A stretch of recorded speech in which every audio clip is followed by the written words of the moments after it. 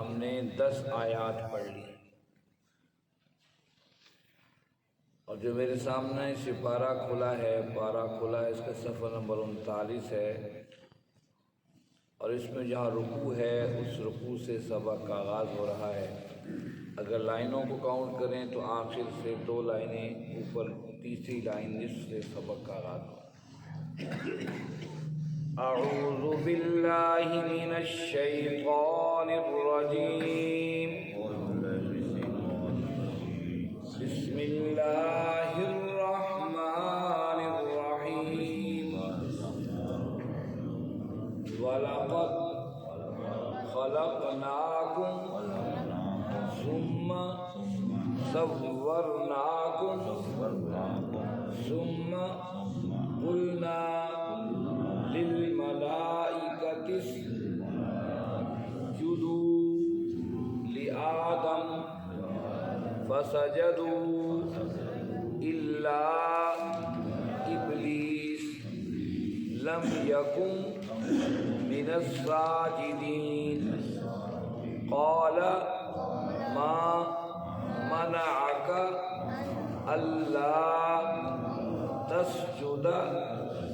إذ أمرتك قال أنا خير من خلقتني من نار وخلقته من طين قال فاهبط منها فما يكون لك أن تتكبر فيها فاخرج إنك من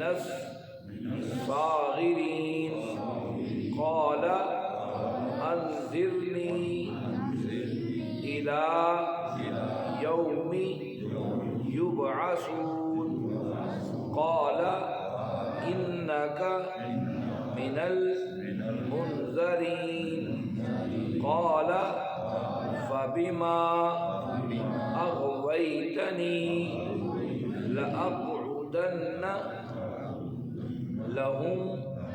صراطك المستقيم صدق اللہ۔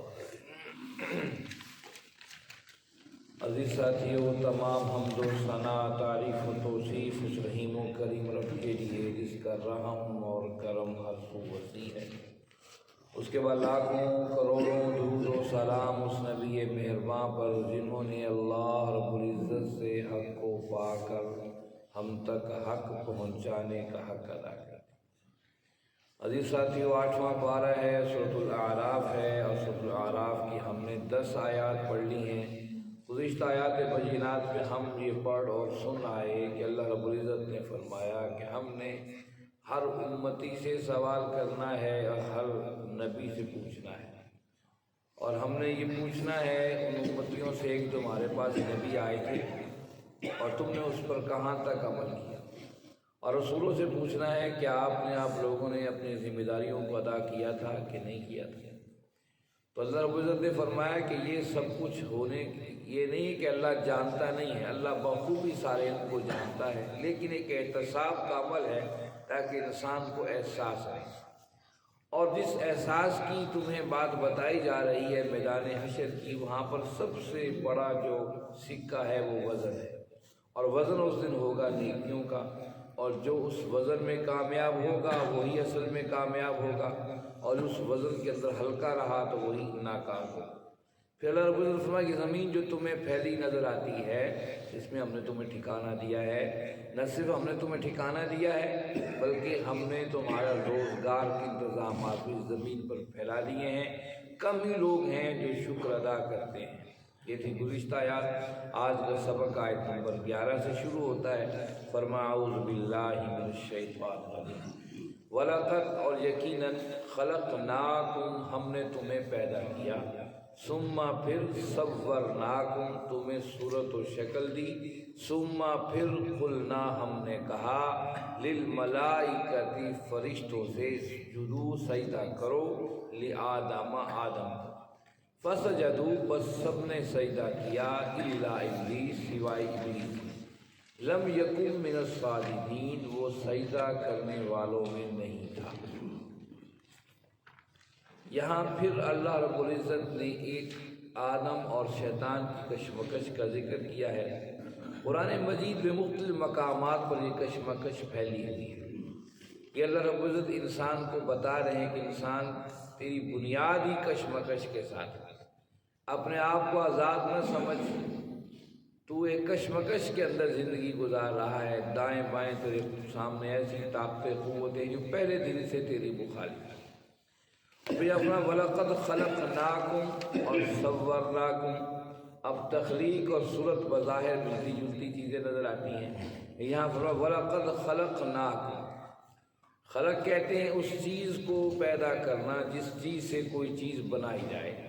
گویا کہ جو تخلیقی سامان تھا وہ اللہ فرماتے وہ ہم نے پیدا کیا، ثُمَّ صَوَّرْنَاكُمْ پھر ہمیں تمہیں انسانی شیپ اور شباہت اور شکل میں بنا دیا، جب بن گئے تو ثم قلنا ہم نے کہا للملائکۃ اسجدوا لآدم آدم کو سجدہ کرو سب کے سب۔ اب یہاں ایک تو تخلیق کا تذکرہ ہے اور یہاں آدم علیہ السلام کا لفظ واحد نہیں استعمال کیا، خلقناکم وصورناکم تمہیں پیدا کیا اور تمہاری تصویر شکل شباہت پیدا کی۔ اس کا مطلب یہ ہے کہ آدم علیہ السلام صرف آدم نہیں تھے، پوری دنیا انسانیت کے نمائندے تھے، یعنی قیامت تک آنے والے سارے انسانوں کے نمائندگی کے طور پر آدم علیہ السلام کو فرشتوں کے سامنے پیش کیا گیا۔ یہ آدم ہی نہیں ہے، جو نسل انسانی بڑھے گی ان سب کا ہی نمائندہ یہ آدم ہے۔ اور سجدہ کیوں کروایا؟ سجدہ سے مراد یہ ہے کہ بعض کا خیال یہ ہے کہ باقاعدہ ماتھا ٹیکا گیا، اور بعض کا خیال یہ کہ رکوع کے اندر جھک جانا بھی سجدے کی علامت ہے۔ ایک سجدے کا لفظی معنی ہے، ایک سجدے کا شرعی یا اصطلاحی معنی ہے۔ لفظی معنی یہ جھک جانا، اپنے صلاحیتوں اور قوتوں کو جھکا دینا، اور شرعی معنی یہ ہے کہ اپنے ماتھا تک رب کی بارگاہ میں ٹکا دینا اور ساری طاقتوں قوتوں اور صلاحیتوں کو اللہ کے سامنے سرنڈر کر دینا، گرا دینا۔ ہم نماز میں دیکھتے ہیں ہم کتنے بڑے فن خان کیوں نہ ہوں، کتنے بڑے سادات خاندان سے تعلق رکھتے ہوں، کتنے بڑے چودھریوں کے خاندان سے تعلق رکھتے ہوں، کتنے بڑے بڑے وزیر یا بادشاہ یا نسل بادشاہ کیوں نہ ہوں، جب ہم رب کی بارگاہ میں کھڑے ہوتے ہیں تو سجدہ سب سے آخر ذلت کی آخر نشانی ہے۔ اللہ میں نے ساری قوتیں ساری طاقتیں تیرے سامنے گرا دی۔ اب یہاں سجدے سے مراد یہ تھا کہ سارے فرشتے، کیونکہ اللہ رب العزت نے تمام فرشتوں کو دنیا کی ہر چیز کو متعین کیا ہے، ہواؤں پر فرشتے متعین کیے ہیں، پانی پر کیے ہیں، آگ پر کیے ہیں، یہ روشنی جو آ رہی ہے اس پر کی ہے، سورج کی روشنی پر کیے ہیں، چاند کی روشنی پر کیے ہیں۔ کوئی خطہ اور کوئی چیز ایسی نہیں ہے جس پر فرشتے متعین نہ ہوں۔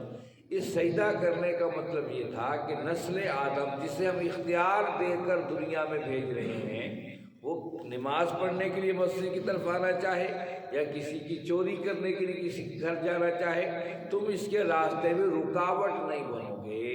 اس کے سامنے رکاوٹ نہیں بنو گے، کیونکہ اسے اختیار دے کر دنیا میں بھیجا جا رہا ہے۔ اچھائی اور برائی میں سے کسی ایک چیز کی تمیز کر لے اور اس پر چل پڑے۔ ہاں تقدیر لکھ دی، اگر یہ اچھائی کا راستہ اختیار کرے گا یہ اس کے راستے میں مراحل آئیں گے، اگر برائی کا راستہ اختیار کرے گا یہ تقدیریں اس کے راستے میں کھڑی ہوں گی۔ اس سجدے سے مراد یہ تھا کہ تمام فرشتے اپنے تمام ذمہ داریوں کو اس کے سامنے سرنڈر کر دیں، چاہے تو وضو کرتے ہوئے سارا ٹینک پانی کا خالی کر دے، ٹوٹی چلا لے، فرشتے اس کو روک نہیں سکیں گے، روکیں گے نہیں، یا چاہے تھوڑا تھوڑا پانی لے آئے ٹوٹی کھول کر، فرشتے یہ نہیں کہیں کہ سارا ٹینک اس پہ بہا دو، حالانکہ پانی کے اوپر بھی فرشتوں کی حکومت اور ذمہ داری ہے۔ یہ ایک مثال دے کے سمجھایا، اور اس کی مثال فرمایا فسجدوا لآدم، ہم نے کہا آدم کو سجدہ کرو، فسجدوا الا ابلیس، سب نے سجدہ کیا سوائے ابلیس۔ ابلیس اس کا نام نہیں تھا، ابلیس سے مراد مایوسیت سے نکلا ہے، یاس مایوسی، اس سے لفظ ابلیس نکلا ہے۔ تو اللہ رب العزت نے اس کو مایوس بتایا ہے کہ وہ اصل میں اللہ کی رحمتوں سے مایوس ہو گیا، اس لیے اس کا نام ابلیس رکھا ہے۔ شیطان بھی اس کا نام نہیں ہے، شیطان شطن سے نکلا ہے۔ شطن کا مطلب ہے کہ جل بھن کر سیاہ ہو جانے والا، کہ آدم کو دیکھ کر ایسا جل بھن کر سیاہ ہو گیا کہ میں ساری زندگی خدمات سر انجام دیتا رہا اور آدم کل بنا ہے، اس کے سر پر جو ہے تاج لا کر انسانیت کا رکھ دیا ہے، اسے فضیلتیں دے دی ہیں۔ اس پہ جل بھن کر سوختہ ہو جانے کو، سیاہ ہو جانے کو عربی میں شیطان یہ شکل کہا جاتا ہے۔ اس کا اصل نام تو عزازیل تھا، اس جبرائیل ہے، میکائیل ہے، اسرافیل ہے، عزازیل اسرائیل ہے، اسی طرح اس کا نام عزازیل تھا ان کے ناموں کی نسبت سے۔ اللہ لم یکن من الساجدین، وہ اصل میں سجدہ کرنے والا ہی نہیں تھا، وہ پہلے ہی سے جو ہے وہ ہٹ درم تھا۔ اللہ نے فرمایا کہ چونکہ اللہ دلوں کے حالوں کو جانتا ہے، کون کس طرح، بظاہر تو دو فرد ہیں جو اللہ کی بندگی کرتے نظر آ رہے ہیں، اللہ کی عبادت کرتے نظر آ رہے ہیں، لیکن کیا معلوم کون دکھاوے کے لیے کر رہا ہے، کون پورے اخلاص کے ساتھ کر رہا ہے، لیکن اللہ تو جانتے ہیں۔ لم یکن من الساجدین، یہ اللہ کو معلوم تھا کہ پہلے ہی اس کی عادتیں سجدے کرنے والے نہیں۔ قال ما منعک اللہ تسجد اذ امرتک، قال اللہ نے فرمایا ما منعک، تجھے کس چیز نے روک دیا اللہ تسجدہ سجدہ کرنے سے، اذ امرتک جبکہ میں تجھے حکم دیا تھا، قال اس نے کہا انا خیر من، میں اس سے بہتر ہوں، خلقتنی تو نے مجھے پیدا کیا من النار آگ سے، وخلقتہ اس کو پیدا کیا من طین مٹی سے۔ یہ وہ تکبر ہے، یہ وہ چیز ہے جس پر وہ اڑ گیا۔ اس نے کہا جناب مجھے تو آگ سے بنایا ہے، آگ اٹھتی ہے، بلند ہوتی ہے، اور مٹی قدموں کے نیچے آتی ہے، نیچے گرتی ہے، یہ تو بنایا گیا ہے مٹی سے، اور میں آگ سے، میں اس سے افضل ہوں، میں اس کو کیوں سجدہ کروں؟ یہ ہے وہ تکبر، یہ ہے وہ راستہ۔ قال فرمایا فاہبط، اتر جاؤ، منہا یہاں سے، فما یکون لک، اور یہ تمہارے لیے ہے، ان تتکبر فیہا، کہ تو نے اس کے لیے تکبر کی روش اختیار کی، فخرج، پس نکل، انکا، تو من الصاغرین، اور تو چھوٹے ہونے والوں میں سے ہو جا۔ صاغر کہتے ہیں ایک ایسے چھوٹے کو جس نے خود سے اپنے اوپر ذلت مسلط کر لی ہو، چھوٹا پن مسلط کر لیا ہو، اسے عربی میں صاغر کہا جاتا ہے۔ ٹھیک ہے، یہ صاغر صدیقی جو شاعر تھا، یہ سین سے صاغر ہے، اور جس صاغر کی میں بات کر رہا ہوں جو عربی کا لفظ وہ صاد سے ہے، صاغر۔ یہ لفظوں کی تبدیلی سے اگرچہ ساؤنڈ ایک جیسا رہتا ہے اور معنی مفہوم بدل جاتا ہے۔ صاغر صدیقی وہ صاغر اردو کا لفظ ہے، اس کا مطلب ہے شراب پلانے والا، یہ شراب کا پیالہ، لیکن یہ جو صاغر میں بتا رہا ہوں جو خود سے اپنے اوپر ذلتوں کو مسلط کر لے، وہ صاد سے صاغرین، انکا من الصاغرین۔ اللہ نے کہا تو تکبر کی روش اختیار کی، تو بے شک چھوٹا ہی ہونے والا ہے، تو خود سے اپنے اوپر تو نے ذلت کو مسلط کر لیا۔ اب دیکھیے غلطیاں دو ہوئی ہیں، ایک غلطی بظاہر جو ہے وہ آدم سے ہوئی ہے، اور ایک غلطی ہوئی ہے شیطان مردود سے۔ دونوں غلطیوں میں فرق ہے۔ ایک غلطی یہ ہے، ایک غلط یہ ہے کہ میں نے بات کو صحیح سمجھا ہی نہ ہو اور میں نے غلط روش پہ اختیار کر لوں، اور ایک یہ ہے کہ میں نے سمجھا تو ہو لیکن میں اس کو صحیح نہ سمجھ سکا ہوں، اپنے انداز سے اس کو لے کر چل رہا ہوں، یہ بھی غلطی ہے۔ یہ معاملہ آدم علیہ السلام کے ساتھ یہ تھا کہ اللہ کے احکامات پر عمل تو کرنا چاہتے تھے، لیکن شیطان نے ایسا بھٹکا دیا، اس درخت کا تم کھا لو دانا اور تم ساری زندگی کے لیے تمہاری جنت ہی جنت ہوگی، تم ہمیشہ ہمیشہ رہ جاؤ گے، اور لیکن یہ غلطی کر لی، اور آدم علیہ السلام سے یہ غلطی ہو گئی، جس سے منع کیا تھا درخت کا پھل کھانے سے وہ کھا لیا۔ اس کے مقابلے میں شیطان نے صریحاً انکار کر دیا، میں اس سے بہتر ہوں، میں کیوں اس کو سجدہ کروں۔ اچھا، اب اللہ نے دونوں کو زمین پہ اتار دیا، وہ بھی اتر گیا شیطان بھی اور آدم بھی۔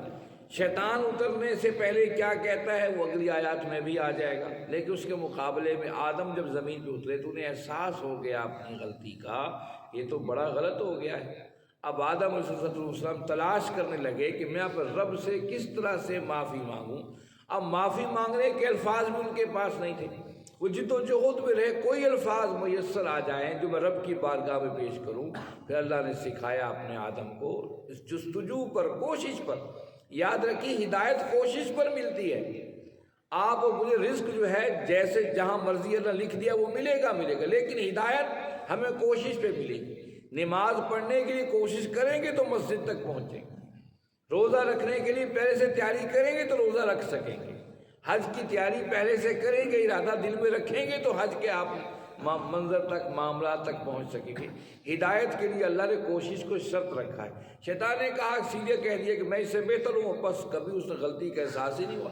آدم جستجو میں رہے علیہ الصلوۃ والتسلیم کہ مجھے کون سا راستہ اختیار کرنا ہے، پھر وہ الفاظ بھی ان کے پاس نہیں تھے، ان الفاظ کی جستجو بھی رب کی بارگاہ میں کہ اللہ مجھے وہ کلمات تو ہی سکھا سکتا ہے جس سے میں تیری بارگاہ میں وہ الفاظ پیش کروں۔ رب نے بتایا، ربنا ظلمنا انفسنا وان لم تغفر لنا وترحمنا لنکونن من الخاسرین۔ یہ دعا ہے آدم علیہ الصلوۃ والتسلیم کی، جو انہوں نے حوا رو رو کر رب کی بارگاہ میں مانگی۔ گویا کہ وہ تارے دونوں گئے تھے،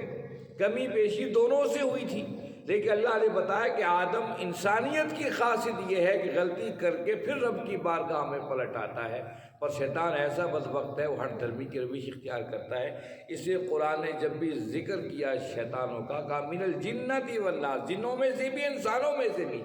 جنات میں سے مطلب شیطان کی قسم جنات بھی ہے، قرآن نے خود کہا وکان من الجن،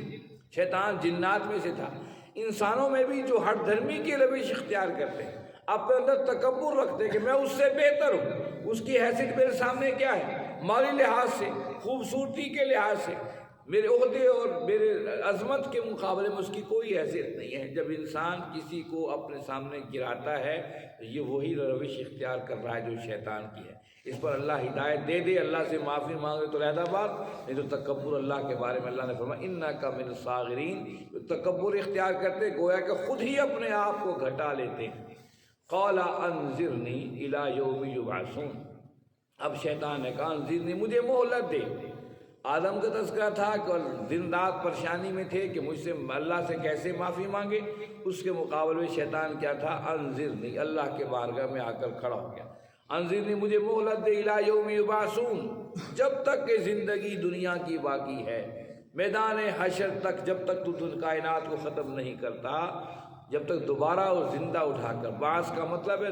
بھیجا جانا، دوبارہ مرنے کے بعد کی زندگی تک نہیں اٹھایا جاتا، مجھے مہلت دے دے۔ قال، اللہ نے فرمایا انک من المنظرین، چل ٹھیک ہے بھائی، تجھے بھی اجازت ہے۔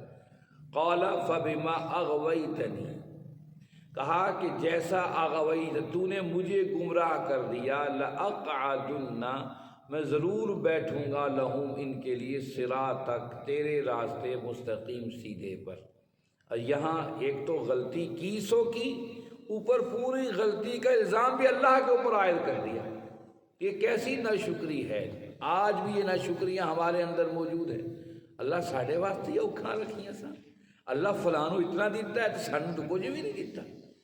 یہ وہ چیزیں ہیں جو کل شیطان نے کہا قال فبما اغویتنی، اس نے کہا اللہ تو نے مجھے گمراہ کر دیا ہے۔ نعوذ باللہ، استغفر، شیطان ایک تو غلطی کی سو کی، اوپر ہر دھرمی کا یہ انداز کہ تو رب سے کہا اغویتنی، تو نے مجھے گمراہ کر، لأقعدن، اب میرا کام دیکھ، میں بیٹھوں گا ہر اس گھاٹ کے اندر، ہر اس جگہ پر جہاں تیرا سیدھا راستہ جاتا ہوگا، میں راستے میں کھڑا ہو کر انسان کو بھٹکاؤں گا، نہیں یہ راستہ نہیں، اس راستے کو اختیار کر۔ لہم صراطک، تیرے راستے سے مستقیم، جو کہ سیدھا راستہ ہے۔ وہ ہے کہ شیطان بھی جانتا تھا سیدھا راستہ اللہ ہی کا ہے، سیدھا راستہ جنت کو وہی جاتا ہے، لیکن ہر دھرمی کے انداز دیکھیے کہ تو اللہ پر الزام لگا دیا، تو صراط مستقیم کے بارے میں دو ٹوک بات کی، اگر خیر کا کام کرنے لگے گا تو میں راستے میں بیٹھا ہوں، میں کہوں گا بھئی کیوں پیسہ خرچ کرتا ہے، کیوں بے وقوفی کرتا ہے، تیرا مال کم ہو جائے گا۔ کہیں کسی کے ساتھ بھلا سوچ لوں گا، دیکھ فلاں تو ایسا کر نہیں رہا، تم سب کا ٹھیکیدار لگا ہوا ہے۔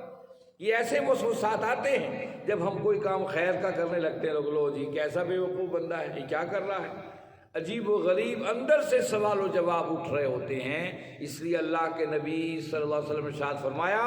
جب تیرا نیکی کرنے کا ارادہ ہو فوراً کر گزر، ڈیلے نہ کر۔ اگر تو نے ڈیلے کر دی، انتظار کر دی، شیطان آ کر اس کو تو بھٹکا دے گا اور راستہ خراب کر دے گا۔ آپ دیکھ لیجیے، آپ دماغ میں سوچتے ہیں میں اتنا پیسہ اللہ کے راستے میں خرچ کروں گا، میں 50 روپے یا 50,000 دوں گا، لیکن جو ہی آپ اس وقت نہیں دیتے، تھوڑے دنوں میں کئی آپ کے اپنے معاملے کھڑے ہو چکے ہوتے ہیں، وہاں بھی خرچ کرنا ہے، وہاں بھی خرچ کرنا ہے، کوئی اللہ کے راستے میں دینا تو کوئی بات نہیں، 5 روپے سے ہی دے تو رہے ہیں، وہ فوراً سارے راستے کٹتے چلے جاتے ہیں۔ اس لیے اللہ رب العزت کی مہربانی کتنی ہے، ماہ رمضان کا مہینہ اس نے ہمیں اس لیے عطا کیا ہے، 11 مہینے انسان سے جو کمیاں کوتاہیاں ہو گئی ہوں، اس 12ویں مہینے رب کی طرف اڑائے، اپنا جائزہ لے لے، اپنے کمی کوتاہیوں کو غور کر کے سیدھے راستے کا انتخاب کر کے اس پر استقامت سے چل لے۔ اس لیے کہا کہ مہینہ ایسا تھوڑا بھی خرچ کرے گا میں بڑھا بڑھا کر اجر دوں گا، یہ اللہ کی رحمتیں ہیں۔ تو شیطان نے کیا کہا، یہ رحمتیں اللہ نے کیوں دی؟ جب انسان نے عاجزی کی روش اختیار کی، اللہ نے اس کے لیے پھر اپنے محبوب نبی کریم صلی اللہ علیہ وسلم کو بھیج دیا، آپ اور ہمیں حضور کا امتی بھی بنا دیا، آپ اور ہمارے لیے قرآن جیسی نعمت بھی دے دی، خانہ کعبہ جیسی مرکزیت بھی اس امت کے حوالے کر دی، یہ اس کی رحمتیں ہیں، کیونکہ ہمارے آدم نے، ہمارے ابا بابا آدم نے اللہ کی طرف رجوع کیا تھا۔ لیکن اس کے مقابلے شیطان نے کہا فَبِمَا غَوَيْتَنِي، تو نے مجھے گمراہ کیا، لَأَقْعُدَنَّ لَهُمْ صِرَاطَكَ الْمُسْتَقِيمَ، میں تیرے جو سیدھا راستہ ہے اس کے راستے پر رکاوٹیں کھڑی کروں گا اور ان کو بھٹکاتا رہوں گا۔ ثُمَّ لَآتِيَنَّهُم مِّن بَيْنِ أَيْدِيهِمْ، شیطان نے کہا پھر میں ان کے آؤں گا ان کے دائیں طرف سے، وَمِن خَلْفِهِمْ، اس کے پیچھے سے، وَعَنْ أَيْمَانِهِمْ، ان کے دائیں طرف سے، وَعَنْ شِمَائِلِهِمْ، ان کے بائیں طرف سے، وَلَا تَزِدْ أَكْثَرَهُمْ شَاكِرِينَ، اور تو ان میں سے اکثر کو نہ شکرہ پائے گا، انہیں خیال نہیں ہوگا کہ نعمتیں تو رب نے دی ہیں، اس کا شکر ادا کرنا ہے، یہ دل و دماغ تو رب نے دیا تھا، اس سے ذریعے میں کہیں کما رہا ہوں اور کھا رہا ہوں، یہ سہولتیں جو اللہ نے بیٹوں کی شکل میں، اولاد کی شکل میں، رشتہ داروں کی شکل میں جو نعمتیں دی ہیں، تو نے دین پر شکر نہیں کرے گا، وہ ان کو کم لوگ ہوں گے جو اس پر شکر ادا کریں۔ آج ہمارے معاشرے کیا ہیں، اسے اللہ رب العزت نے ہر چیز کو واضح کر کے اپنے قرآن میں بتا دیا، انسان سمجھ شیطان کی چالوں کو۔ اور شیطان کیا ہے، یہ سامنے آ کر بعض دفعہ سامنے انسانی شکل میں بھی آ کے بھٹکاتا ہے، کبھی دل میں وسوسے پیدا کر کے بھی بھٹکاتا ہے، اس لیے فرمایا جب وسوسے آئیں تو کہا کرو اعوذ باللہ من الشیطان الرجیم، اے اللہ میں تیری پناہ میں آتا ہوں اور شیطان مردود سے پناہ مانگتا ہوں کہ اس سے مجھے اللہ پناہ عطا فرما۔ تو اللہ رب العزت سے دعا ہے اللہ رب العزت آپ اور ہم سب کو سمجھنے، اس پر عمل کرنے کی توفیق عطا فرمائیں۔ وآخر دعوانا الحمد للہ رب العالمین، والصلاة والسلام علی سیدنا